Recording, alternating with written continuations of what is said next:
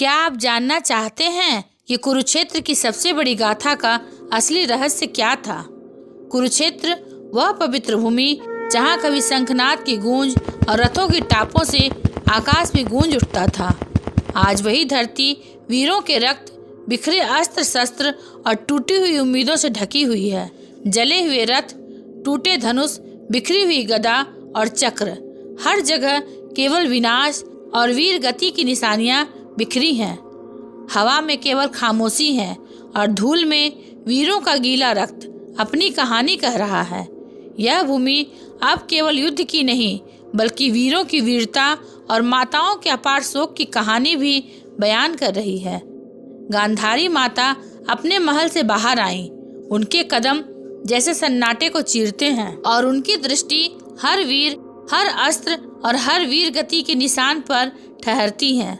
आंसुओं से भरी आंखों के पीछे उनके चेहरे की कठोरता और न्याय की चमक साफ झलक रही थी। वे विलाप करती हुई बोली, हे देवगण, हे पृथ्वी माता, मेरे 100 पुत्र इस रणभूमि में गिर गए। कहाँ है मेरा दुर्योधन? कहाँ है दुशासन? किसके लिए मैं जीऊं? तभी एक गंभीर परंतु कोमल स्वर सुनाई दिया, माता, मैं हूँ बर्बरिक, घटोत्कच का पुत्र, भीम का पौत्र। मैं वह हूँ जिसे श्री कृष्ण ने वरदान दिया था कि युद्ध का प्रत्येक क्षण देखूंगा। आज मैं आपको संपूर्ण सत्य सुनाऊंगा। गांधारी आश्चर्य में डूबी। उन्होंने कहा, तो तुमने सब देखा? बताओ बर्बरिक, यह विनाश क्यों हुआ? किसकी विजय हुई और किसकी हार? बर्बरिक ने गहरी सांस ली और कहा, माता, इस युद्ध का आरंभ केवल भूमि और राज्य के लिए नहीं हुआ था। यह युद्ध था अधर्म और धर्म के बीच, और इसका हर दृश्य मैंने अपनी आंखों से देखा। आप सुनिए, मैं आपको आरंभ से सुनाता हूँ। माता, युद्ध का प्रथम महान अध्याय था भीष्म पितामह का शयन। शंखनाद हुआ, रथों की गड़गड़ाहट से आकाश कांप उठा। भीष्म पितामह कुरुवंश के ध्वज अकेले ही पांडवों पर टूट पड़े। उनका धनुष पिनाक की भांति तड़क रहा था और बाण वज्र की गति से निकलते थे। पांचों पांडव, मत्स्य नगरी की सेना, द्रुपद का दल सब मिलकर भी पितामह को रोक न पाए। रथों के पहिए उखड़ते, घोड़े कटकर गिरते, वीर छिन्न भिन्न हो जाते। माता, वह दृश्य देखकर आकाश भी मौन था। फिर श्री कृष्ण ने अर्जुन से कहा, पार्थ, आज पितामह को रोकना अनिवार्य है, पर उन्हें कोई साधारण शस्त्र नहीं रोक सकता। उनके सामने खड़े होना होगा शिखंडी को। अर्जुन ने शिखंडी को रथ पर आगे खड़ा किया। भीष्म ने देखा और बोले, मैं स्त्री का वध कभी नहीं करूंगा। शिखंडी भले ही पुरुष योद्धा हो, पर जन्म से स्त्री है। उन पर शस्त्र उठाना मेरे धर्म के विरुद्ध होगा। यही वह क्षण था माता। अर्जुन ने शिखंडी की आड़ से बाणों की वर्षा कर दी। असंख्य बाण जो पितामह के शरीर को छेदते चले गए। भीष्म पितामह का शरीर सरसैया पर गिरा। धरती बाणों से ढक गई। उन्होंने कहा, अब मैं सूर्य के उत्तरायण होने तक इसी सरसैया पर विश्राम करूंगा, जब तक धर्म का सत्य स्थापित न हो जाए। बर्बरिक आगे बोले, माता, पितामह के बाद कौरवों ने एक नई योजना बनाई, पांडवों की सेना को चक्रव्यूह में फंसाना। इस चक्रव्यूह को केवल कुछ ही योद्धा भेदना जानते थे, अर्जुन, श्री कृष्ण, पितामह, द्रोणाचार्य, कर्ण और दुर्योधन। परंतु उस दिन अर्जुन दूर किसी अन्य मोर्चे पर थे। पांडव सेना के सामने प्रश्न था, कौन चक्रव्यूह को भेदे? तब आगे बढ़े अर्जुन पुत्र अभिमन्यु, 16 वर्ष का वह किशोर, पर शौर्य में देवताओं को ललकारने वाला। अभिमन्यु ने कहा, मामा, चाचाओं, मैं चक्रव्यूह का प्रवेश भली भांति जानता हूँ। हालांकि इसका निकास मुझे ज्ञात नहीं, परंतु यदि धर्म के लिए प्राण देने पड़े तो मैं तैयार हूँ। उस क्षण सबके नेत्र भर आए, पर युद्ध भूमि में कोई पीछे नहीं हट सकता था। चक्रव्यूह रथों और सैनिकों की अभेद दीवार थी। सैकड़ों रथ एक वृत्ताकार घेराव में घूमते, हर परत पिछले से भी अधिक कठिन। अभिमन्यु ने अपने धनुष की प्रत्यंचा चढ़ाई, बाण वज्र की गति से छोड़े और क्षण भर में पहली परत भेद दी। भीम, नकुल, सहदेव और युधिष्ठिर भी पीछे से प्रवेश करना चाहते थे, परंतु जयद्रथ ने उन्हें रोक लिया। जयद्रथ को वरदान था, एक दिन वह पांडवों को रोक सकता है, और उस दिन उसने अपनी पूरी शक्ति लगा दी। इस प्रकार अभिमन्यु अकेला चक्रव्यूह के भीतर रह गया। अंदर उसका सामना हुआ गुरु द्रोण, कर्ण, कृपाचार्य, अश्वत्थामा, दुर्योधन और शकुनी जैसे महारथियों से। माता सोचिए, एक किशोर अकेला और सामने महायोद्धाओं का सागर। पर अभिमन्यु देव सा लड़ा। उसके बाणों ने कौरव सेना में तूफान मचा दिया। उसने दुर्योधन के पुत्र को मार गिराया। उसकी गदा से असंख्य रथ टूटे। उसकी तलवार की धार से अनेक योद्धा घायल हुए। वह अकेला ही कौरवों की भीषण सेना पर भारी पड़ रहा था। अभिमन्यु थक चुका था। उसका धनुष टूट गया। उसने तलवार उठाई, वह भी कट गई। उसने गदा से प्रहार किया, गदा भी छिन गई। अब वह निहत्था था, पर उसकी आंखों में भय नहीं था। उसी क्षण कौरव महारथियों ने धर्म की मर्यादा तोड़ दी। उन्होंने मिलकर उस अकेले बालक पर प्रहार किया। द्रोण ने बाण चलाए, कर्ण ने भाला फेंका, दुर्योधन के भाइयों ने गदाओं से वार किया। अभिमन्यु रक्त से लथपथ गिरा, परंतु अंतिम श्वास तक लड़ता रहा। उसके अंतिम शब्द रणभूमि में गूंजे, मैं पांडव पुत्र हूँ, मेरा वध कर सकते हो, पर मेरी वीरता कभी नहीं मार सकोगे। और माता, वह वही वीर गति को प्राप्त हुआ। बर्बरिक ने यह सुनाते हुए गहरी सांस ली। गांधारी का चेहरा पीड़ा से विकृत हो उठा।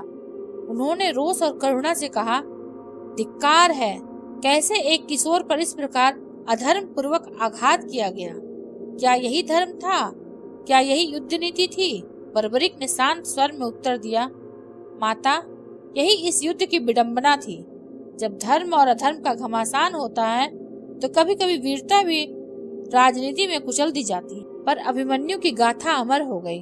वह अकेला योद्धा था जिसने मृत्यु को भी पराजित किया। बर्बरिक आगे बोले, माता, भीष्म के बाद कौरवों की आशा थी गुरु द्रोणाचार्य। वे ब्रह्मास्त्र के धनी थे, अप्रतिम योद्धा। जब उन्होंने युद्ध का नेतृत्व लिया, पांडव सेनाएं डगमगाने लगी। गुरु का हर अस्त्र सैकड़ों वीरों का अंत कर देता था। श्री कृष्ण ने देखा, यदि द्रोणाचार्य इसी प्रकार चलते रहे तो पांडवों की विजय असंभव है। तब एक योजना बनी। युधिष्ठिर से कहा गया, यदि आप गुरु को यह कह देंगे कि अश्वत्थामा मारा गया है तो उनका मन विचलित होगा, क्योंकि पुत्र के मोह में कोई भी वीर शस्त्र छोड़ देता है। तब भीम ने हाथी अश्वत्थामा का वध किया और शंखनाद करते हुए कहा, अश्वत्थामा हतः, अश्वत्थामा मारा गया। द्रोण ने युधिष्ठिर से सत्य जानना चाहा। युधिष्ठिर धर्मराज थे। उन्होंने मन ही मन कहा, अश्वत्थामा हतः नरवा कुंजरो वा। अश्वत्थामा मारा गया है, पर यह नर है या हाथी मैं नहीं कहता। गुरु द्रोण का हृदय टूट गया। उन्होंने शस्त्र त्याग दिया, रथ से नीचे उतर आए। उसी समय द्रुपद पुत्र धृष्टद्युम्न ने उन्हें पकड़कर वध कर दिया। गुरु का अंत हो गया माता। युद्ध भूमि में उनका वध सबसे पीड़ादायक क्षण था। बर्बरिक ने गहरी सांस ली और गांधारी की ओर देखा। गांधारी का हृदय रोष और पीड़ा से जल उठा। उन्होंने कहा, हाय, मेरे पुत्रों ने जिन पर आस्था रखी वे भी धराशायी हो गए। अब बताओ बर्बरिक, आगे क्या हुआ? किसका वध अगला हुआ? माता, अभिमन्यु की मृत्यु के बाद पांडव प्रतिशोध की अग्नि में जल उठे। हर योद्धा अब कौरवों के विनाश के लिए तत्पर था। इसी बीच दुर्योधन ने अपनी सबसे बड़ी आशा कर्ण पर टिका दी। कर्ण ने भी वचन दिया था, जब तक भीष्म जीवित हैं, मैं युद्ध नहीं करूंगा। भीष्म सरसैया पर जा चुके थे। अब कर्ण ने रथ संभाला। उसकी आंखों में केवल एक लक्ष्य था, अर्जुन का वध। वह दिन था जब समस्त युद्ध भूमि की सांसें थम गई। हर कोई जानता था, जब कर्ण और अर्जुन आमने सामने आएंगे तो यह केवल दो योद्धाओं का द्वंद्व नहीं होगा, बल्कि अधर्म और अधर्म का अंतिम परीक्षण होगा। दोनों रथ आमने सामने आए। धूल के गुबार में आकाश अंधकारमय हो गया। शंखनाद गूंजे। अर्जुन के रथ पर श्री कृष्ण सारथी थे। कर्ण के रथ पर शल्य सारथी बने। अर्जुन ने गांडीव उठाया। बाणों की ऐसी झड़ी छेड़ी कि आकाश ढक गया। कर्ण ने भी अपने धनुष विजय से प्रत्युत्तर दिया। बाणों की टकराहट से ध्वनि गगन भेदी थी, मानो इंद्र और यमराज आपस में टकरा गए। कभी अर्जुन का बाण कर्ण के मुकुट को छूता, कभी कर्ण का अस्त्र अर्जुन के कवच को भेदता। धरती कांप उठी। गज, अश्व और रथ भयभीत होकर पीछे हटने लगे। माता, वह क्षण भी आया जब कर्ण ने दिव्य अस्त्र उठाया, उसका प्रहार इतना भीषण था कि अर्जुन का रथ कई गज पीछे खिसक गया। श्री कृष्ण ने मुस्कुराकर कहा, पार्थ, देखो यह वही कर्ण है जिसे जन्म से ही कठिनाइयां मिली, पर आज उसकी वीरता भी जग देख रहा है। पर याद रखो, यही कर्ण एक श्राप से बंधा हुआ है। माता, एक बार कर्ण ने भूल से ब्राह्मण की गाय का वध कर दिया था। तब ब्राह्मण ने श्राप दिया था, जब तुम्हें सबसे अधिक आवश्यकता होगी तब तुम्हारा रथ का पहिया धरती में धंस जाएगा। युद्ध के बीच अचानक कर्ण का रथ कीचड़ में धंस गया। उसने धनुष छोड़कर पहिया निकालने का प्रयास किया। कर्ण ने अर्जुन से पुकार कर कहा, पार्थ, धर्म का पालन करो। योद्धा पर तब वार नहीं किया जाता जब वह निहत्था हो या अपने रथ को संभाल रहा हो। मुझे पहिया निकालने दो, फिर युद्ध करो। माता, अर्जुन धर्म संकट में पड़ गए, परंतु उसी क्षण श्री कृष्ण ने कठोर स्वर में कहा, पार्थ, स्मरण करो, अभिमन्यु भी निहत्था था, उस पर भी समस्त कौरवों ने मिलकर आघात किया था। क्या तब किसी ने धर्म की मर्यादा निभाई थी? यह युद्ध है, यहाँ विलंब अधर्म को बल देता है। अब संकोच मत करो अर्जुन, कर्ण का अंत करना ही होगा। अर्जुन ने गांडीव उठाया। उनकी आंखों में वेदना भी थी और दृढ़ संकल्प भी। उन्होंने ब्रह्मास्त्र की शक्ति से बाण छोड़ा। बाण सीधा कर्ण के वक्ष में लगा। वह वीर भूमि पर गिर पड़ा। कर्ण ने अंतिम श्वास में आकाश की ओर देखा और कहा, हे सूर्यदेव, मैंने जीवन भर दान और धर्म निभाया, पर आज भाग्य ने मुझे अधर्म का अंग बना दिया। युद्ध भूमि मेरा अंतःस्थल है, यही मेरी अंतिम साधना है। और माता, कर्ण वही वीर गति को प्राप्त हुआ। गांधारी का हृदय चित्कार कर उठा। उन्होंने कहा, अरे मेरा कर्ण, वह तो मेरे 100 पुत्रों से भी बढ़कर था। वह धर्मात्मा था, परंतु दुर्योधन की निष्ठा ने उसे अधर्म में बांध दिया। उसकी मृत्यु से कुरुवंश का सूर्य भी अस्त हो गया।